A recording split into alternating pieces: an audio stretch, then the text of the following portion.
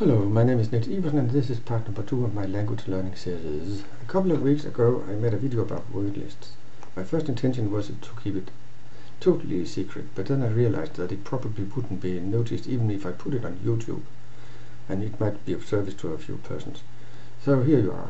It's actually version number 2 because there was a technical glitch in the first one that meant that sound and picture were severely misaligned, and then I had to make make the whole video once again.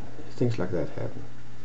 My study methods may seem to be taken right out of the vilified old grammar translation method.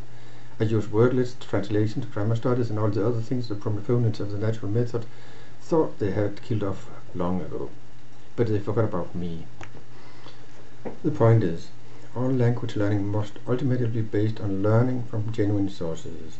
That is, genuine text, genuine speech by native speakers, but beginners cannot access those sources. So either you give them short snippets of prepared stuff, which in principle is against the idea of learning from native speakers, or you give them a crash course in things that can open up their access to the genuine stuff. And that's what I prefer. You may need baby food in the beginning, but as soon as possible you should be switched to real native food, real native text, real native speech, and you need a busload of words and a whole lot of grammar for that purpose. One of my pet peeves is people who say that we should learn language like children do. Actually, children are in a totally different league. They are in full-time immersion stage. They have access to native speakers who are willing to baby talk to them. And they have a lot of extra brain cells just waiting to be pruned and harnessed. Plus, they have got a curiosity about the world we cannot match. An adult learner like me has typically got at least one function in language which will interfere in anything we learn. We have got a lot of other things to tend to, and most of the extra brain cells we once had are lost long ago. But as an adult learner, I have got something the child hasn't got, and that's, among other things, literacy. So an adult learner can learn from written texts and learn from dictionaries and grammars, and it would be totally idiotic not to use those tools just because a baby cannot use them. The main problem with written sources is that the writing systems don't give you a total and correct information about the pronunciation. And after several million years where we have been speaking without writing down anything, it's pretty clear that speech is the main form of language. So you have to learn it. So any study method that relies heavily on written stuff has a problem. How do you pronounce the written text you're using? My project here is primarily to speak about the methods that can be used by a person sitting at home using written sources, and whose audio sources are those you can find on the internet. I'm well aware that many very social persons will be asking, shouldn't I be running around speaking to the native speakers, to my teacher, to my classmates? Shouldn't I walk into a bar, seeing who is there, talking to Skype fellows and everything like that? The answer is, oh yes, feel free to do all that, but I'm just saying you can study at home, and you can base your study primarily on written sources. As I said a moment ago, if you are basing your study primarily on written sources, you will have the problem that the written form doesn't tell you everything about how to pronounce it, and you have to pronounce it in order even to read it. Otherwise it will just be like solving a riddle. If you're chosen to study Chinese or Japanese, then you have to deal with an ideographic writing system where each sign does not correspond to a sound, and then you know what you're going to do the next couple of years. Other languages use alphabets, and you can learn an alphabet fast. Just find a transcription table somewhere and transcribe 10 pages. If that's not enough, then you transcribe 10 pages more. It doesn't matter that each letter could be pronounced in several ways. You choose one, and then you just go ahead. This exercise is just to learn the physical letters, and once you've learned those, you can start worrying about the pronunciation. Actually, if you take a closer look at least the Greek and the Cyrillic alphabet, then you will find that they have similarities with the Latin one. There are certain letters that look the same. There are certain stretches of letters that come in the same order. But ultimately, the fastest and most safe way to learn an alphabet is to use brute force, as I explained before. Once you have learned the foreign alphabet with a rough idea about the kind of sound every letter has, then you can start worrying about the details of the pronunciation. Some spelling systems are reasonably sober, while others are totally absurd. Just think of English, or think of informal writings in Arabic, where you leave out the vowels, because you can guess those, can't you? Well, you can if you know the language already. The English system is cluttered with remnants from long-dead pronunciations all the way back to Anglo-Saxon, and with its diphthongs is actually one of the worst languages for approximate pronunciation directives in language guides, but also one of the most used. I'll give you an example.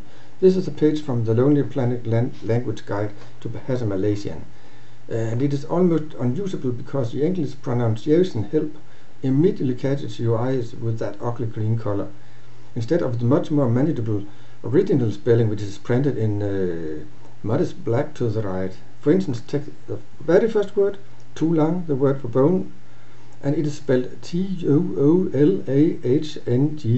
in English. It's much easier to learn the real values of the letters once and for all, and then use the original spelling as a guide to the pronunciation. There are cases where you need a pronunciation help because the spelling does not give everything away, but Bahasa Malaysian, whoa. There's few things in the world that are so squeaking clean and regular. However, few spelling systems are as clean and regular as that of Bahasa. Some are reasonable in the sense that you can guess the pronunciation if you know some rules, and it may come as a surprise to some that French belongs in that category. True, there are lots of silent letters and things like that, but if you ignore a couple of proper names, then you can mostly deduce how to pronounce things in French. However, you have to know your grammar well if you want to write something in French, because then you will have to know which silent letters you will have to write. I've already mentioned that the English spelling is a mess, but I recently started to learn Irish, and that spelling system is definitely also one of a kind. That's a case where even spelling directives in English can be a help. The ones you see on the screen are from a homepage called Irish Culture and Customs, and as you can see, it is not easy to understand what Irish people say. I cannot speak that language yet, but that's my best guess. And half the letters are not spoken, and that's after a reform which removed a lot of silent letters. But it's a very interesting language, and I'll not stop learning it just because I cannot pronounce it. Luckily, I have found a good speech synthesizer on the internet. ABAIR.IE, and I've noticed that Google Translate has also come up with a lot of speech synthesizers recently, though some of those still sound like a Tin Pan Alley. In the old days, you needed a teacher or friendly mentor to teach you pronunciation, but when you can put any written sentence into a good speech synthesizer and listen again and again to the pronunciation, then it has become somewhat more easy to survive without a teacher. Welcome back. When you take a closer look at the situation for language learners now, it is quite amazing what we have got of language learning tools through the internet and other media.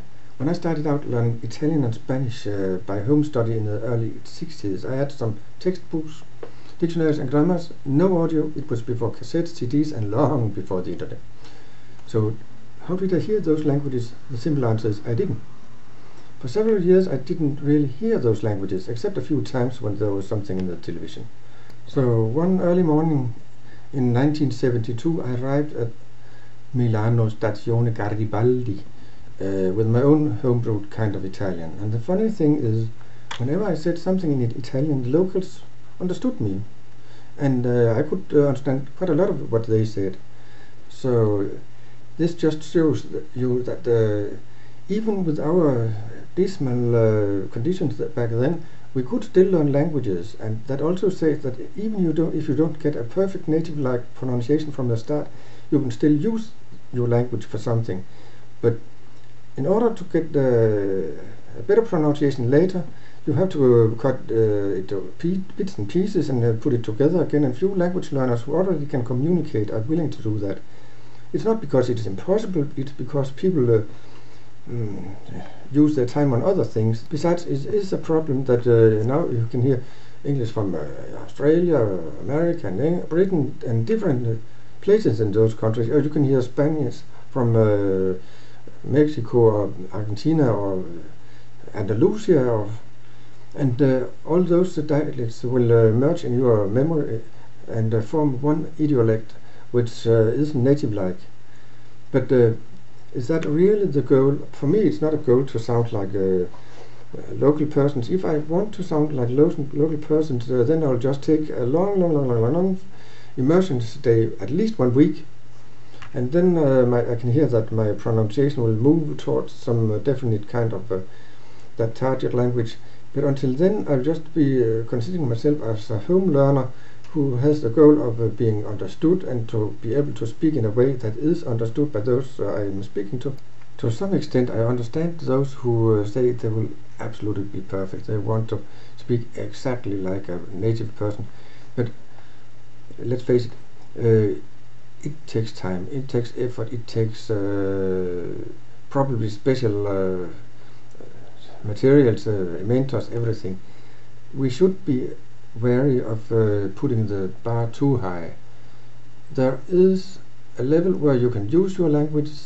What is above that is something that will come by reading and by listening, by extensive methods, as I call them, and I don't really want to worry about that. If I want to immigrate, if I want to I don't want to be a spy, but if I chose to go somewhere, I would try to blend in that environment, and then I would want to sound like a native person, but not while I'm sitting here at home in a chair in Denmark looking at the rain. Then I'm just happy about the level I can get, even if that means that there are people out there who can say that I don't speak like them. Goodbye.